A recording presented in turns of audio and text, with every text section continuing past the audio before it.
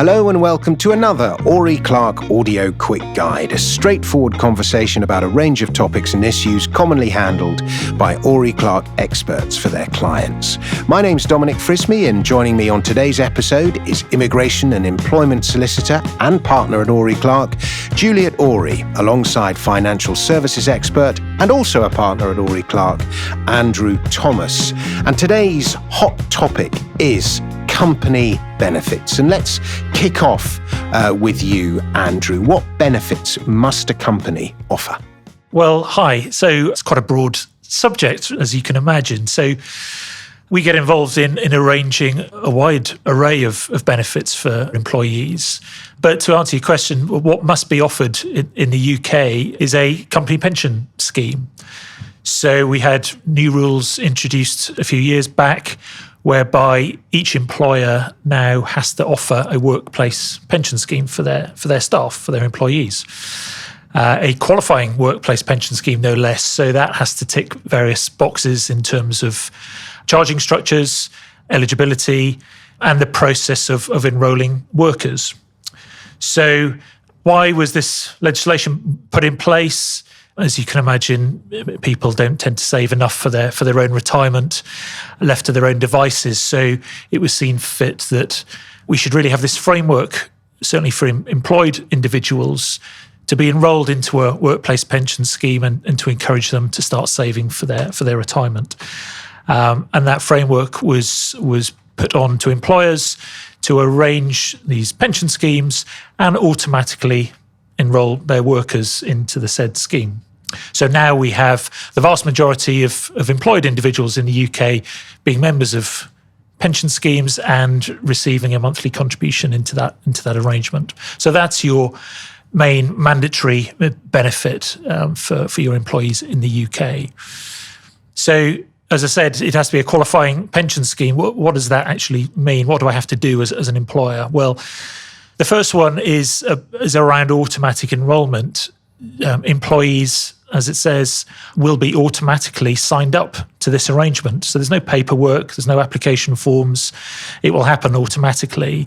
And employees then will start to benefit from this pension arrangement and receive a contribution from their employer.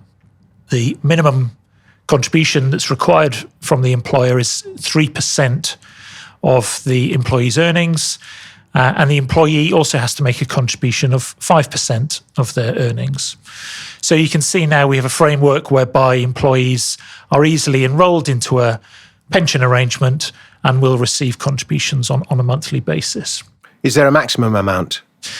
Good question. So yes, technically there is. So under the tax rules, employees can contribute 100% of their earnings and receive all the tax breaks that come along with pension funding.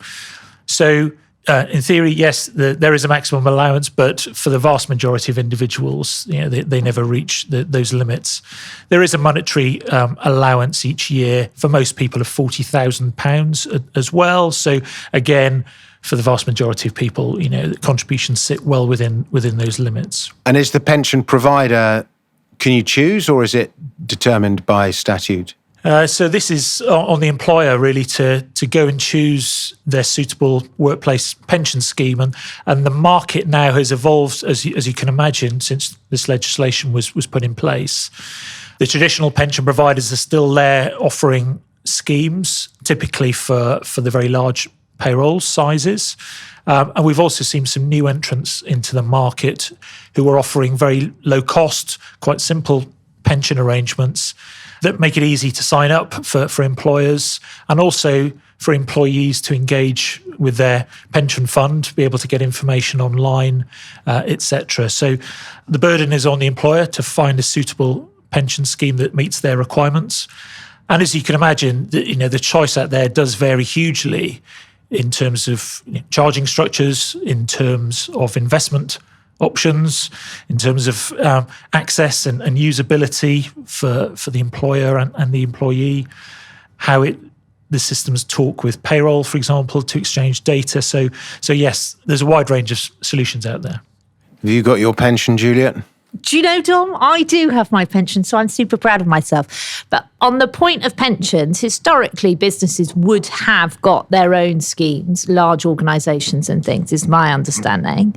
But more so now there are set schemes, and on the whole, more companies will use the set established schemes that are already set up, or the most common one being one of the government schemes. You're right. I mean, the vast majority of employers offered a pension scheme anyway, even before this legislation was brought in. I suppose the key change was this automatic enrolment facility. Rather than relying on employees to sign up and opt into the pension scheme, now the process is, look, you're in automatically. And if you do want to leave the pension scheme, you can do that. And you have a 30-day period in which to opt out. So we've seen now a much larger take-up in pension funding, certainly for employed individuals in the UK. And a point on that, for those that do opt out of the pension, that's fine. It does mean you're not going to benefit from your employer's contribution anymore. But for some people, they still proceed with that.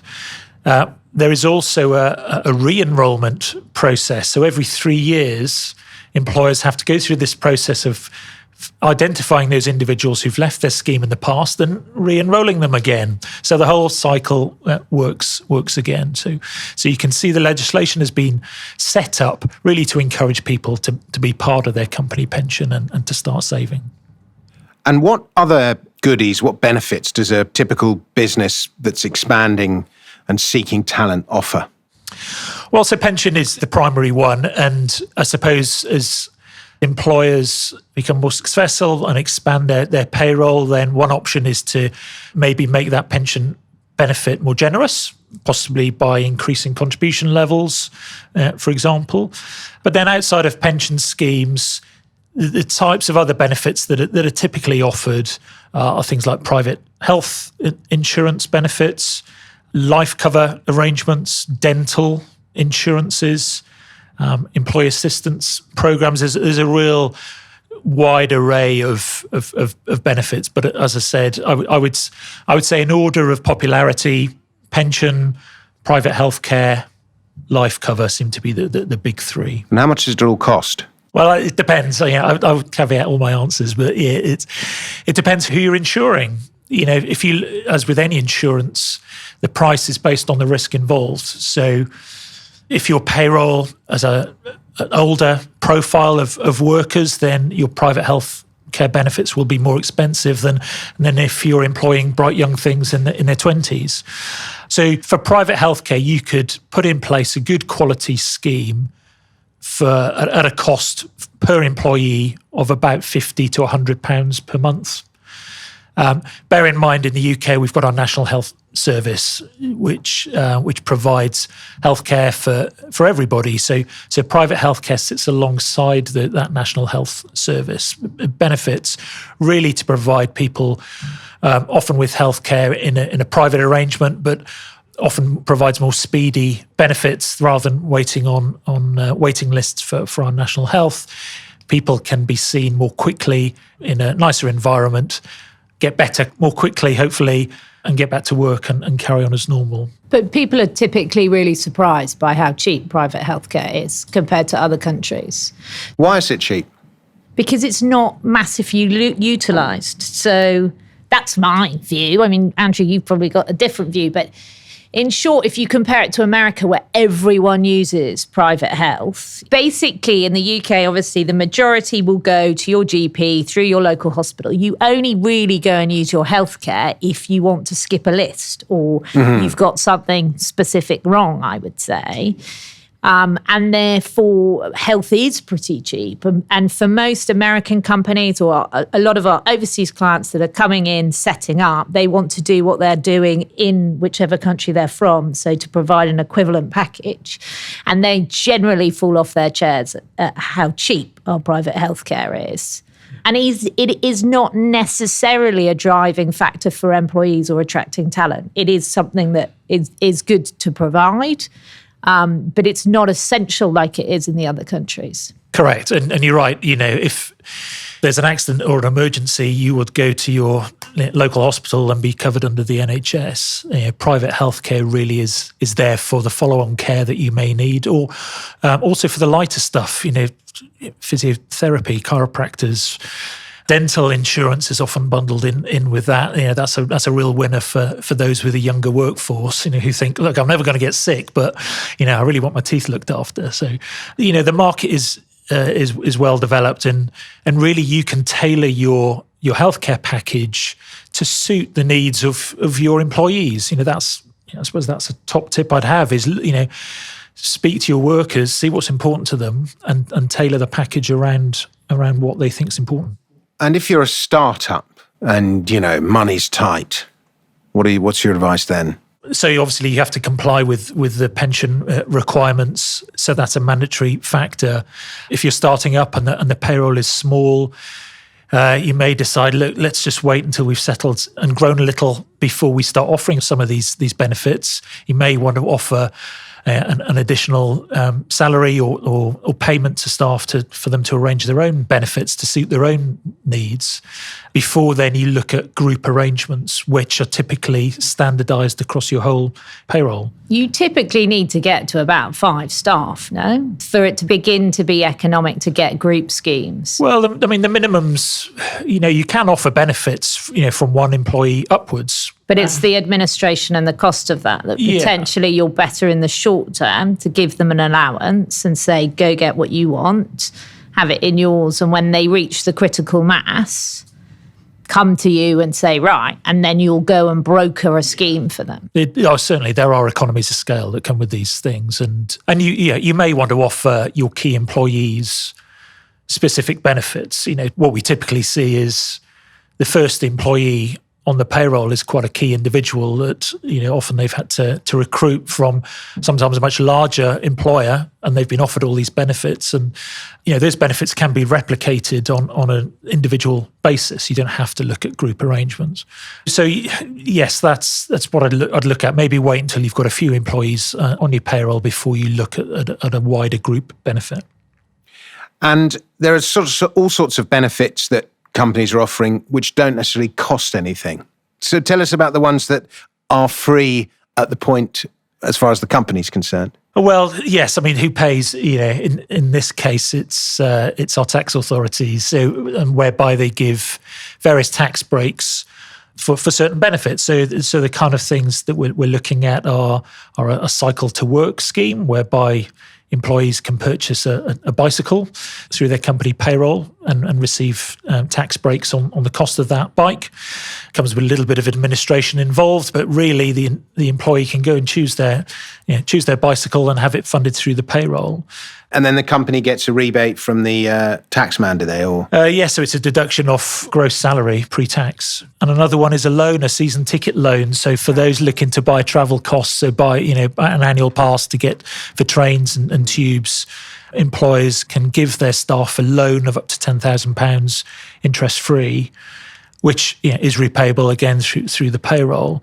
But that helps finance these things, certainly for because they can be quite expensive. I don't pay for one myself. I get the car, but no, they are not cheap.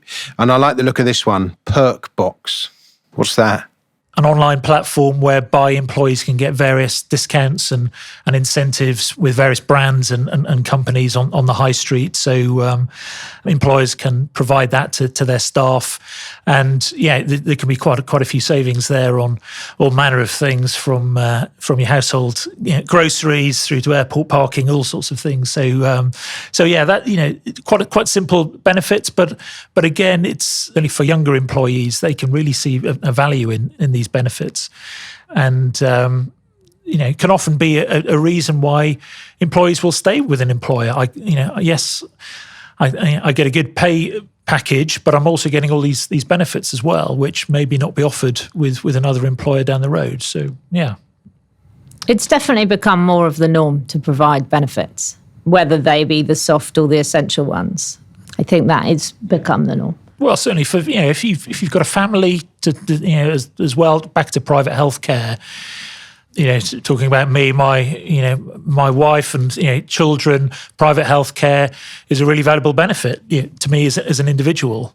And often having that benefit through my employer is far more cost effective than me going to buy a policy online directly. So it's definitely an age thing, though, Andrew. Definitely an age thing. So I think, pensions is obviously pretty essential. I mean, a business has got to obviously provide minimum wage. Most businesses are providing more than minimum wage.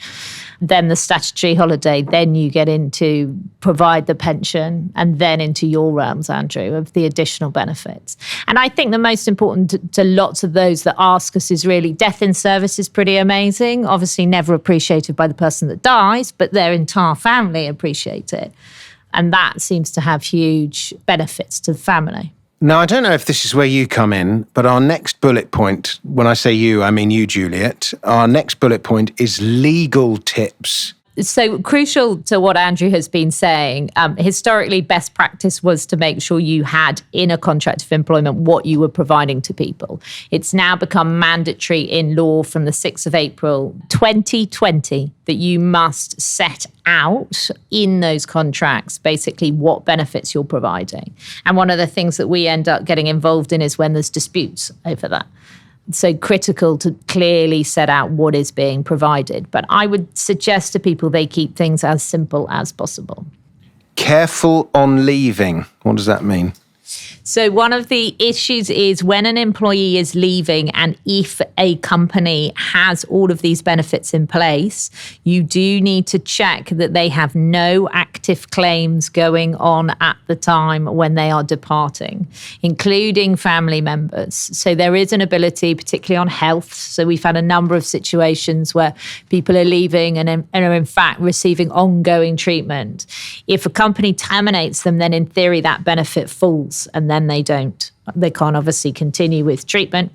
So you can go to the insurer and do this before you've taken them off the payroll and before they've left, and they can get their own individual continuing policy. Exactly. Yeah, that's right. It's a really important factor, and certainly on healthcare benefits, then either coverage can continue via an individual policy and continue that underwriting terms from the company scheme, or if an employee is switching to a new employer with a new set of benefits, then often that employee can continue the underwriting terms from their old arrangement across to the new one. That could be quite important where previous claims have been made for. Well, health companies love to exclude pre-existing conditions. Exactly. Yeah. So yeah, important area.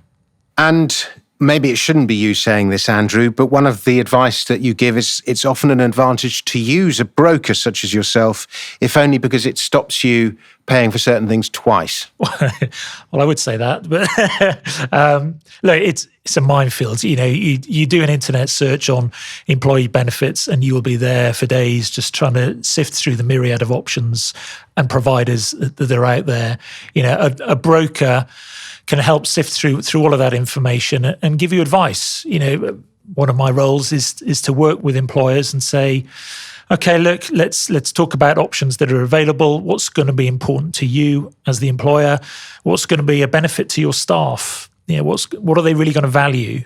Rather than just throwing a monetary amount at benefits, really target down what your employees are looking for. Well, Andrew, you've done this for, I'm not going to say how many decades, but you know the market. You know those that will provide. You know what a decent quote is and what isn't, which, to us lowly people, when we do our Google search, we've no idea whether it's right or wrong. And negotiate as well. Healthcare providers, you don't always have to accept their first price. So, a little bit of competitive information from their competitors often works well to negotiate a good price. That's what a good broker will do.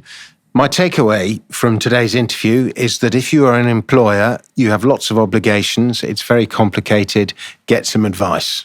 Is that a fair summary? That's fair, but I would say it's not as complicated. It is pretty straightforward if you get the right advice, basically.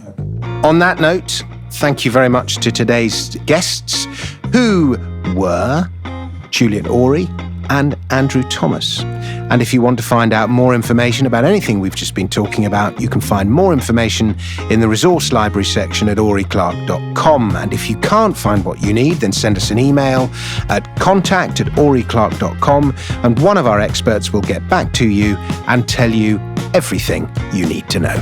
Until next time, cheerio.